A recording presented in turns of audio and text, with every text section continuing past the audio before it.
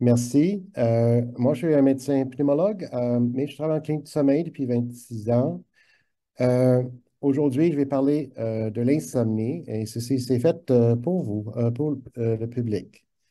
Euh, j'ai eu des conférences que je suis rémunéré assez régulièrement depuis longtemps, pharmaceutiques, mais aussi pour les associations médicales telles que l'Association des médecins omnipraticiens de Montréal, l'Association médecins omnipraticiens de Laval et de la Fédération des médecins omnipraticiens du Québec dans les derniers 2 ans. Je signale que j'ai eu de rémunération pour des compagnies pharmaceutiques impliquées dans l'insomnie, dont Idorsia, Eisai et Jazz Pharmaceuticals. Alors, je ne vais pas en parler du tout de leurs produits pour maintenir un certain balance et je parle autrement. Qu'est-ce qu'on parle quand on parle de l'insomnie? Ceci, c'est le sommeil perturbé qui manque en quantité en général, pas assez de temps endormi, ou qualité.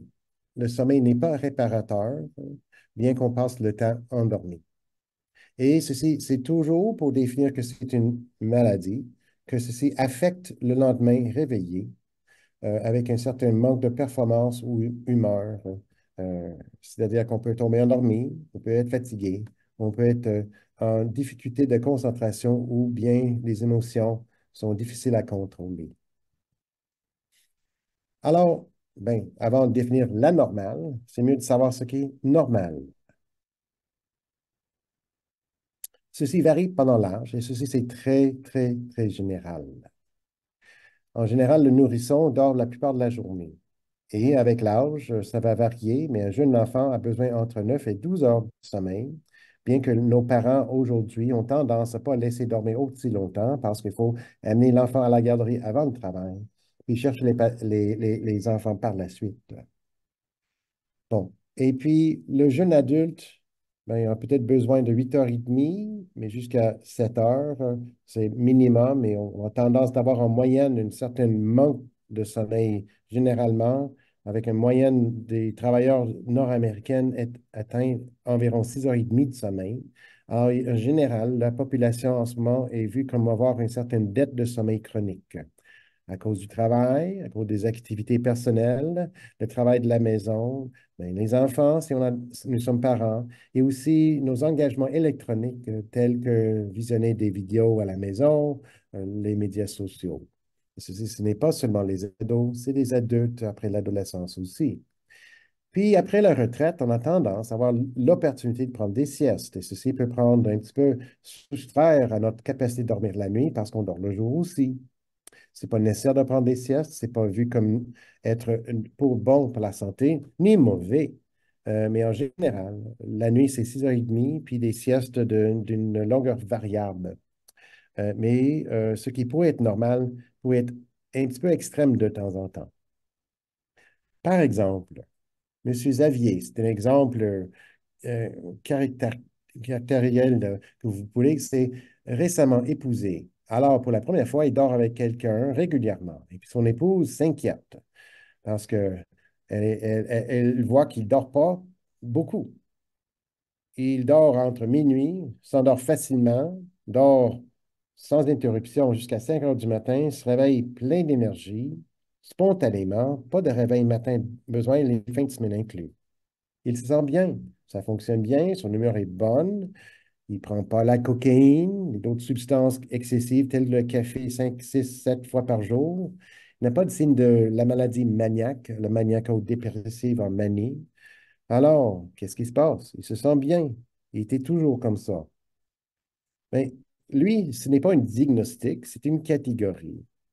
Il y a peut-être 4% des gens qui ont besoin de seulement 5 heures de sommeil, l'âge adulte en bonne santé. Mais si c'est l'extrême. Et ici, j'ai un petit caractère en bas, Winston Churchill, qui se veille la nuit, habillé par une certaine illustration ludique, parce que lui avait besoin de 5 heures de sommeil. Et ceci l'a permis de monter avec beaucoup de travail pendant sa carrière, incluant la gestion de l'Angleterre pendant la Deuxième Guerre mondiale. avec des longues heures de réunion, d'écouter la radio et de planifier la stratégie de la guerre. Un autre était bien connu pour ça, c'est Bill Clinton.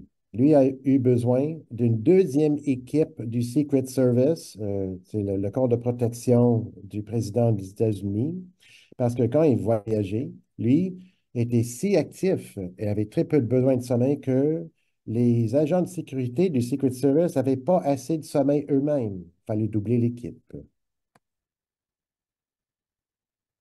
Bon, pour illustrer qu'est-ce qui se passe avec l'insomnie, bien que les gens qui le font le savent, bien pour mettre ça très clair, on veut caractériser l'heure du coucher, le temps qu'il prend pour s'endormir. Alors, on se couche, mais on n'est pas en train de dormir. Alors, il y a un certain délai. Parfois, c'est voulu de lire, faire autre chose, mais on est au lit. Puis enfin, on ferme la lumière, puis on essaie de s'endormir. Le sommeil vient quand le sommeil vient. C'est quand même involontaire, mais on peut mettre en place les meilleures conditions. Et que si on a beaucoup de temps qui semble excessif pour s'endormir, généralement plus qu'une demi-heure après qu'on ferme la lumière, c'est vu comme l'insomnie au début de la nuit.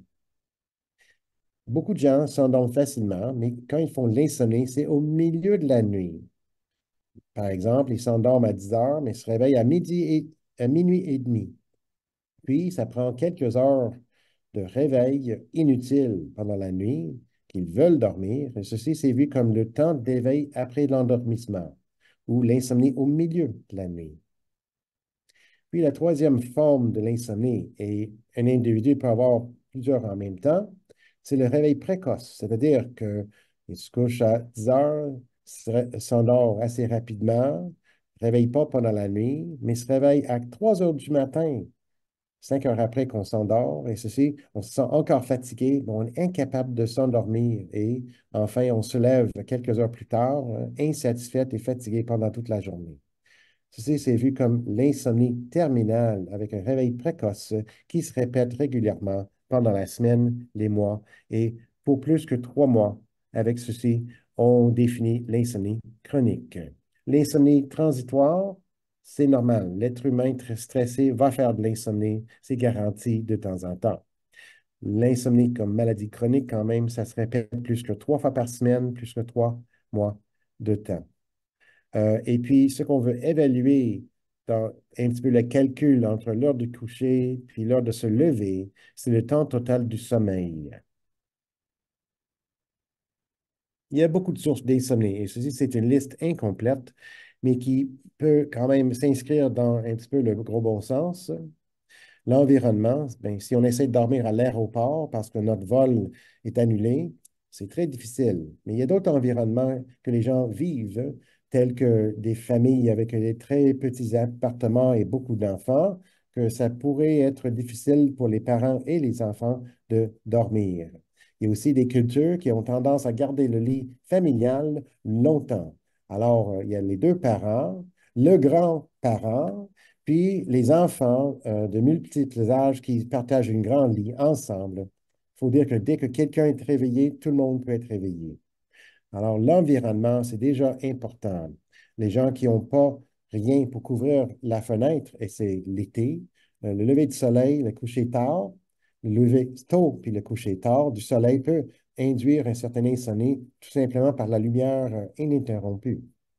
Il y a des mauvaises habitudes. J'ai parlé déjà de nos engagements vidéo et par l'Internet. Ceci peut nous tarder à s'endormir, réveiller au milieu de la nuit avec un cling, une notification qui nous intéresse un petit peu trop pour bien dormir, puis se réveiller tôt parce qu'on a hâte à voir ce qui se passe aux bourses financières si on investit et on gère les bourses. Alors, les mauvaises habitudes, souvent un petit peu compulsifs, peuvent nous interrompre le sommeil. Il y a des substances. Plus fréquemment, c'est le café ou le caféine. Il faut faire attention. Il y a des gens qui sont fatigués, qui, pour travailler, prennent du café matin, midi, soir. C'est clair que ceci peut réduire la capacité de s'endormir au début de la nuit, mais aussi au milieu de la nuit, peut revenir nous toucher après quelques heures de sommeil pour nous réveiller. Les horaires changeantes ou les erreurs indisciplinées sont souvent la cause de l'insomnie. Il y a aussi les maladies physiques. Et pour nos clients, nos membres avec des maladies respiratoires chroniques, tousser la nuit, c'est souvent caractéristique, par exemple, avec de l'asthme, de l'MPOC, la bronchiectasie, la séquelle de tuberculose, la fibrose pulmonaire, tout le monde qui tousse la nuit, ceci induit le réveil et puis l'insomnie par la suite parce qu'on s'inquiète pourquoi on tousse, est-ce qu'on est plus malade qu'avant, toutes sortes d'idées qui font leur cercle, qui nous persistent en être réveillés. Puis la toux peut répéter, nous réveiller à midi, excusez, à minuit, 2 heures du matin, 4 heures du matin et 5 heures du matin. Bien, ceci perturbe le sommeil et le traitement, c'est traiter la cause tant qu'il est possible. Les maladies psychiatriques sont fameux d'être participées dans l'insomnie, l'anxiété, on s'inquiète trop, on ne s'endort pas. La dépression, typiquement la maladie au milieu de la nuit ou l'insomnie à la fin de la nuit. Puis, les gens avec d'autres troubles où on commence à manquer de jugement, tels que la psychose. On a tendance à changer nos horaires de sommeil parce qu'on écoute des voix. On a des croyances un petit peu bizarres, tout qui sont dans le syndrome de la psychose. Il y a aussi les maladies du sommeil, proprement du sommeil. Les impatiences des membres inférieurs, quand elles sont sévères et répétées et qui se manifestent avant le sommeil et ne nous laissent pas dormir, ceci peuvent induire une difficulté de s'endormir tout simplement parce qu'on est incommodé aux jambes. L'apnée de sommeil peut faire étouffer régulièrement la nuit et une des manifestations, parmi les multiples manifestations de l'apnée de sommeil, c'est les étouffements inconscients, mais on se réveille, on ne se souvient pas pourquoi on s'est réveillé, puis on se réveille pour des brefs moments répétitivement pendant la nuit régulièrement. Les enjeux psychologiques aussi. Parfois, les gens qui ont une raison claire d'avoir de l'insomnie, tel qu'un deuil, un gros stress transitoire, puis le stress ou le deuil s'est passé, mais ils ont adapté une certaine inquiétude maintenant de ne pas dormir parce qu'ils doivent être bien reposés pour le lendemain, pour travailler, pour la famille, pour les activités sociales. Bien, ils perdent un petit peu leur confiance de dormir. Alors, ils s'inquiètent beaucoup de pouvoir dormir et cette inquiétude de pouvoir dormir induit, voilà, l'incapacité de dormir parce qu'ils sont trop stressés de s'endormir. Cercle vicieux. C'est un petit peu l'inquiétude du performance, mais spécifique au sommeil. Et ceci peut se répéter avec, alors, passer trop de temps au lit parce qu'on se force à dormir et se forcer à dormir, ça aide pas à dormir. Puis, ça se répète du jour au lendemain. Et puis, on adapte un certain rythme circadien ou cycle jour-nuit, où on s'endort au début de la nuit, on se réveille au milieu de la nuit s'inquiétant de ne pas dormir, puis enfin on s'endort tard dans la nuit ou tôt le matin pour faire la grasse matinée jusqu'à 10 heures du matin, puis on passe trop de temps au lit et ça garantit qu'on ne dort pas au milieu de la nuit parce qu'on se couche entre 10 heures du soir et 10 heures du matin. Et il n'y a presque personne en bonne santé qui est capable de dormir 12 heures de suite. Puis, il y a la caractéristique plutôt génétique. Père en fils, mère en fille, il y a des gens dans la famille, l'insomnie se transmet dans les générations. Et c'est vu du point de vue médical, les gens qui ont une certaine incapacité de maintenir le sommeil tout simplement par le développement neurologique. Ceci peut se manifester pendant l'enfance, l'adolescence ou à un certain âge et certainement, si ce n'est pas manifesté plus jeune, ça se fait après la ménopause. Ici, pour illustrer que le caféine consommé, ici à midi, une tasse de café plein de caféine à midi, il y a une dégradation naturelle par notre métabolisme avec l'excrétion rénale par les reins et la vessie et hépatique aussi, qu'après 8 heures, alors à 8 heures du soir, il y a moins de caféine, mais si on se couche à 10 heures et on se réveille à 1 heure du matin, à 1 heure matin ou 1 heure après minuit, il y a encore un petit peu de caféine dans le système. Et ceci demeure plus présent avec l'âge qui s'avance. Alors, bien qu'on a bu du café à midi, c'est pas parti à minuit.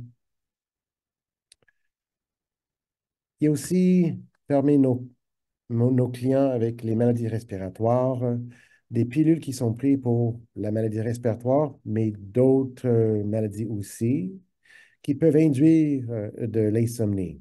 Cette liste de catégories est incomplète et que si on s'inquiète qu'un nouveau médicament induit de l'insomnie, moi, je conseille tout le monde de parler peut-être au pharmacien pour faire le lien. Le pharmacien peut regarder dans les listes des effets secondaires connus et vous parler de la situation, la séquence, quand vous avez débuté de pilule, quand l'insomnie est débutée, est-ce qu'il y a eu des antécédents? Et c'est dans toute la capacité professionnelle des pharmaciens de vous discuter si votre pilule a induit de l'insomnie d'une bonne probabilité et faire correspondance au médecin prescripteur aussi.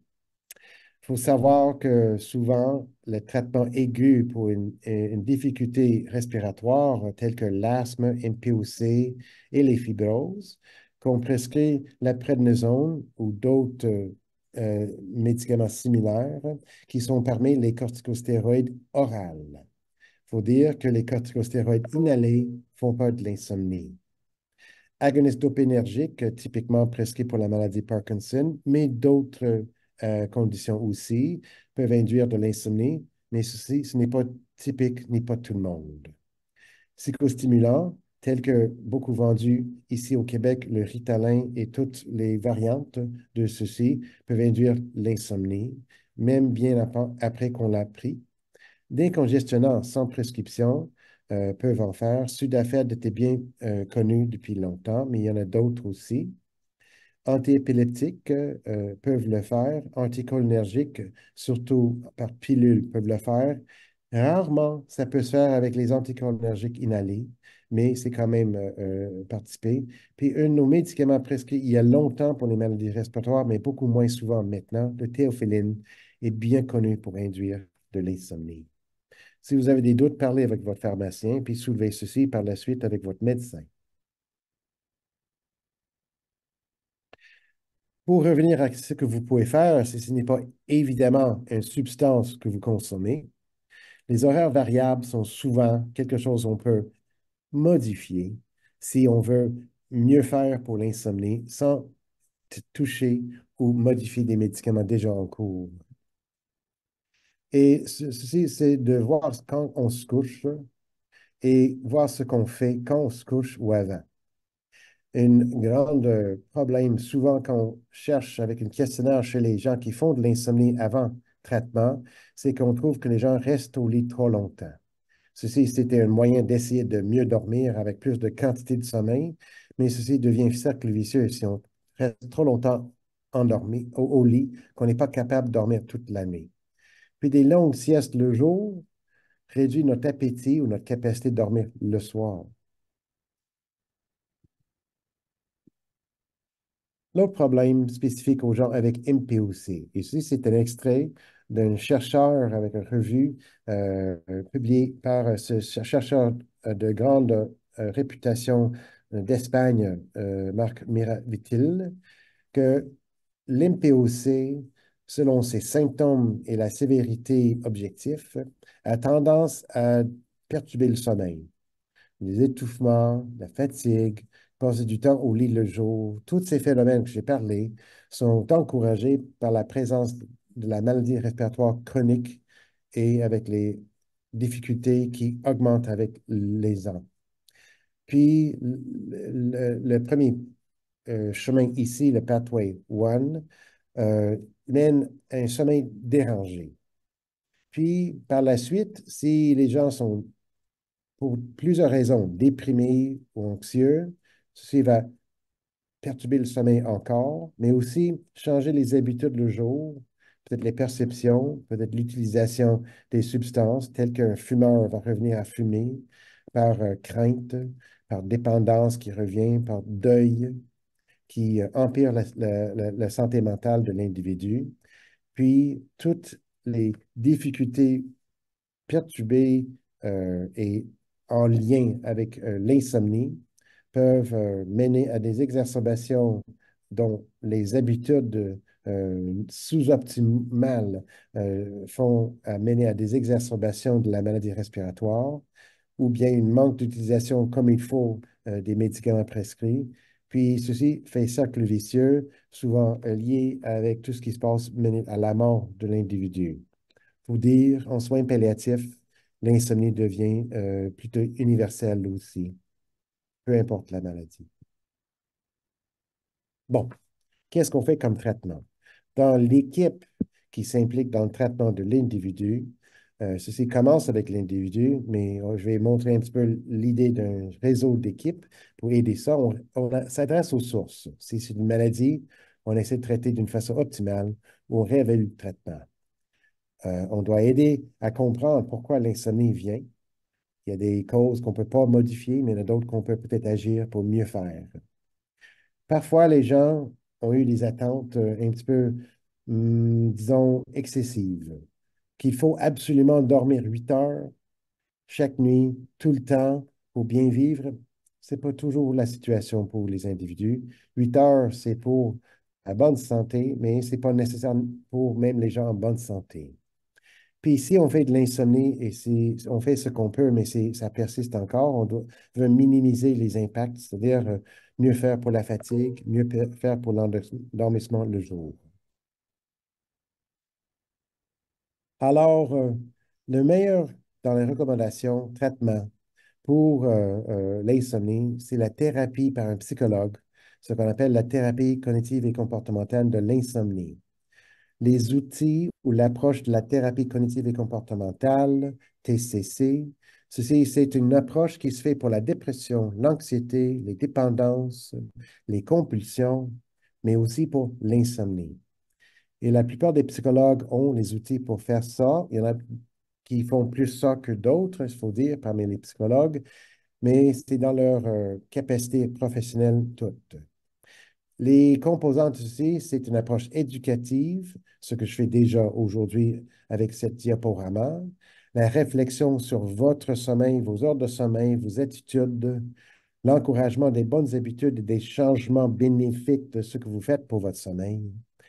Puis ajuster vos attentes, de ne pas exagérer votre temps au lit par la quête toujours de dormir 8 heures ou plus quand ce n'est pas possible, qui devient frustrant et qui va alimenter un cercle vicieux de ne pas pouvoir dormir quand on veut. Ici, c'est un exemple d'une étude plus que 20 ans publiée pour l'impact sur le temps après l'endormissement réveillé chez des gens qui font de l'insomnie chronique. Et ici, l'échelle en haut mène jusqu'à 100 minutes réveillées après qu'on s'endort, qui est clairement beaucoup pour les individus.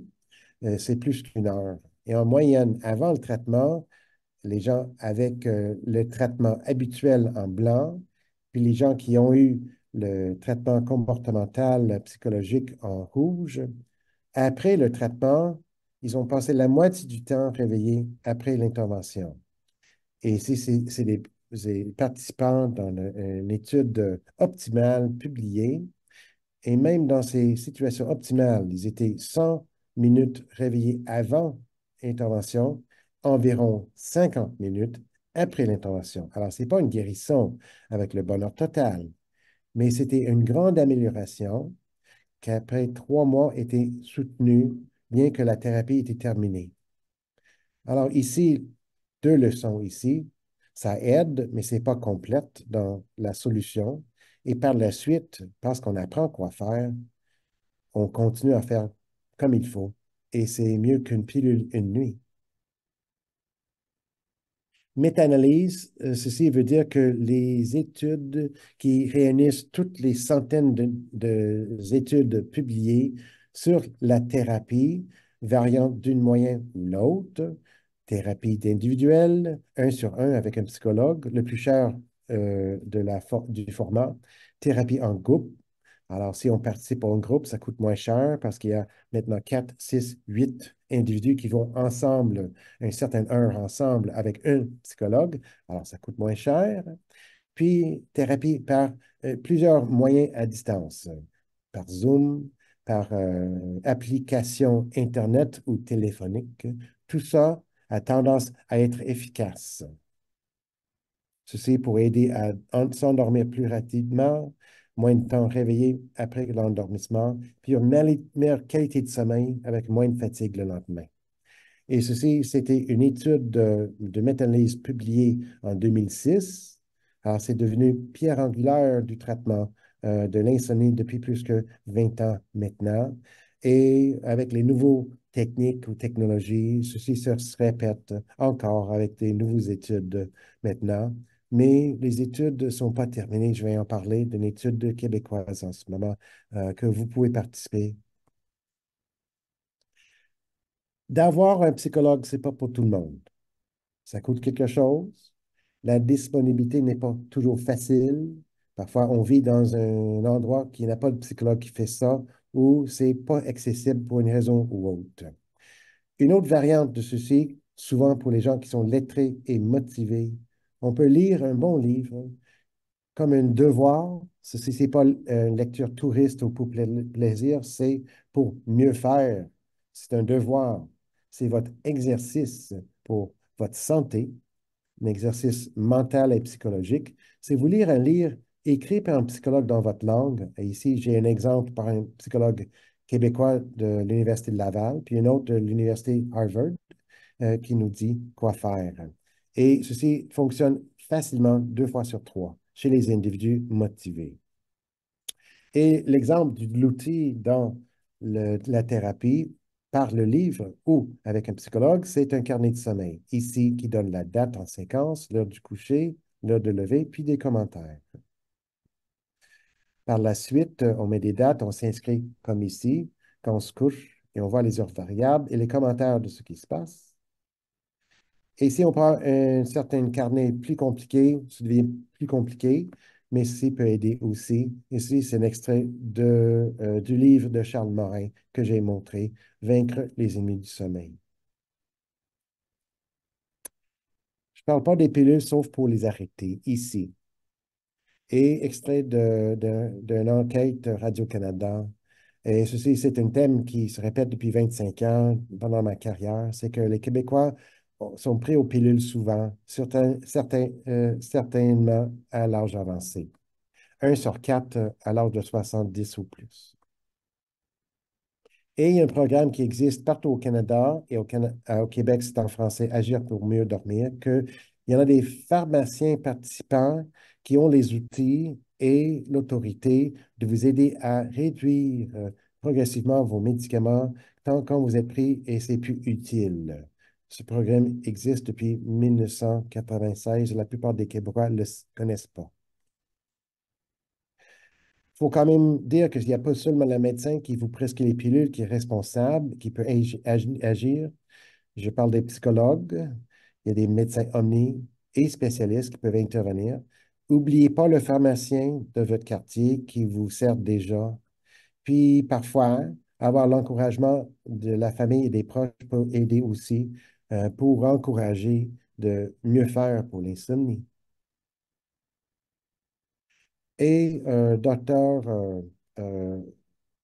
Tienne Dangvu, un grand chercheur dans l'insomnie, mène un essai scientifique pour le Québec qui, avec l'adresse ici, les gens de 60 ans et plus qui font de l'insomnie chronique, peu importe la situation, mais pour être capable d'utiliser l'Internet, comme vous faites en ce moment. Et je lui ai parlé cette semaine et l'étude de recherche est en vigueur en ce moment. Alors, j'encourage, si vous êtes intéressé, de participer. Vous ne payez rien et vous avez la thérapie. En résumé, l'insomnie, difficulté de s'endormir ou rester endormi, lié avec la fatigue le lendemain. J'ai cité une bonne liste de causes. C'est multiple. Souvent, on peut avoir plusieurs causes en même temps et c'est fréquemment un problème dans notre société. L'amélioration vient avec le changement des habitudes et les attentes. Et les ressources ne sont pas seulement les pilules ou un médecin. Pensez au pharmacien et cherchez peut-être un psychologue si c'est pour vous, ou bien votre bibliothèque publique.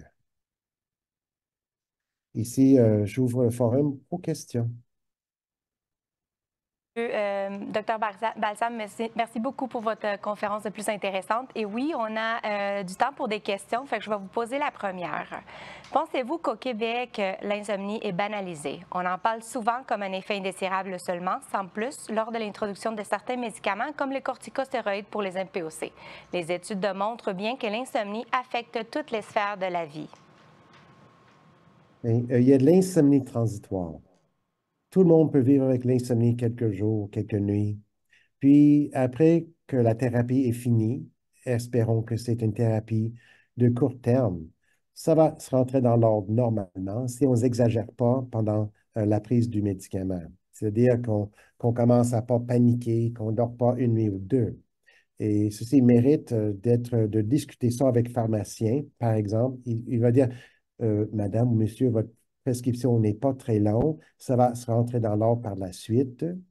N'inquiétez-vous pas trop. Autre chose on peut faire, c'est que si ça se perdure, c'est d'adresser ça et pas banaliser. Dire que, écoutez, j'ai de l'insomnie et c'est pas tolérable. Est-ce qu'on peut faire quelque chose pour la choix de prescription, de dosage, ou ajouter autre chose pour améliorer la situation? Intervention non pharmacologique ou pharmacologique d'un court terme. Mais oui, faut en parler et les médecins ont tendance de ne pas en parler des troubles du sommeil en général. Parfait, merci beaucoup. Puis voilà la deuxième question qu'on a eue. Comment mieux enseigner, selon vous, à des patients des méthodes pour traiter l'insomnie non pharmacologique? Routine, chambre, éviter repas copieux avant le coucher, faire plus d'activité physique dans la journée, avant de prescrire de se rendre à la médication pour traiter l'insomnie. Et alors, vous répétez les éléments et les individus vont varier dans leurs attitudes, dans leurs habitudes et dans leur capacité de changement. Alors, ceci devient difficile avec quelqu'un avec des troubles cognitifs avancés. Ceci, c'est plutôt aux proches à aider la situation que l'individu directement, par exemple. Alors, ça peut varier. Mais tout simplement, la prise de conscience, est-ce qu'il y a quelque chose que je peux mieux faire pour moi-même? Alors, j'ai cité des ressources telles que les livres, que la plupart des Québécois sont lettrés et peuvent être motivés. Ceci, c'est à la portée de tout le monde. Et de ne pas négliger de parler à votre bibliothécaire, parce qu'eux autres ont souvent des ressources et pour vous faire venir le livre que je vous ai cité ici ou des livres similaires bien reconnus. Eh bien, merci beaucoup pour votre réponse, pour la présentation.